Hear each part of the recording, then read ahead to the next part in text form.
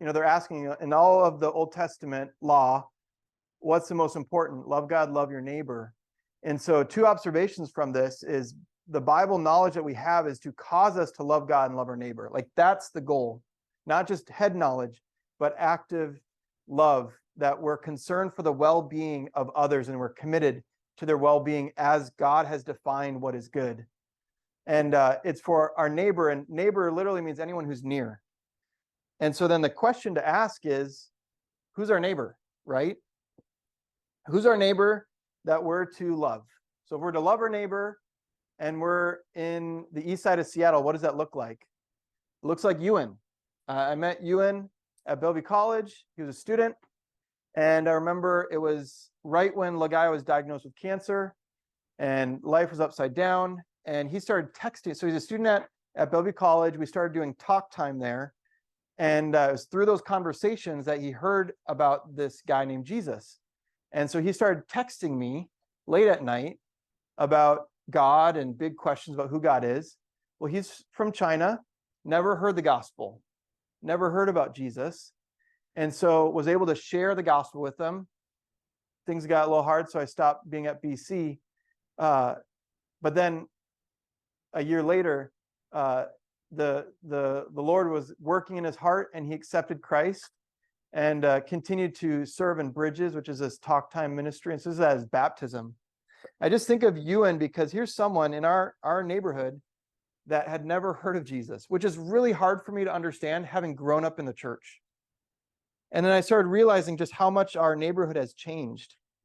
And as we look at this command to love our neighbor, and I'm thinking about Ewan, I want to kind of frame it in some statistics. Just looking at Bellevue. Bellevue is kind of the new hub of the east side.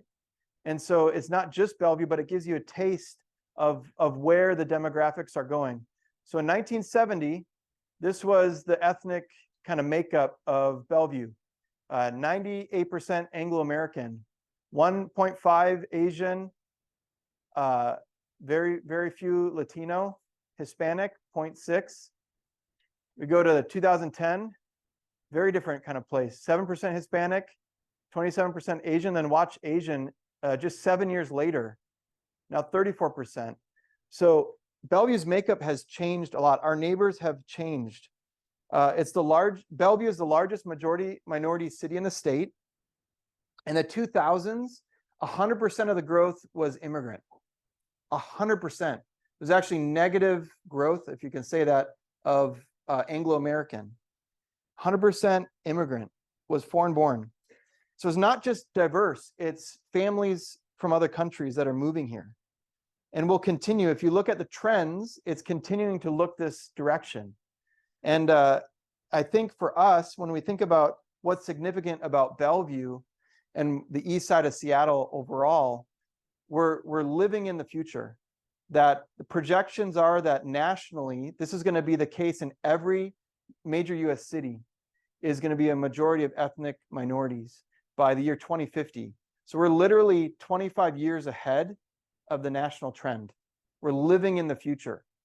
And so I think about the opportunity we have and also the responsibility we have as a church is changing. I mentioned this before. I asked Nate Hedinga, that many of you know, part of our network, and he was talking about where the church is changing. And I asked, like, Nate, so what are we going to do? And this was like 2016.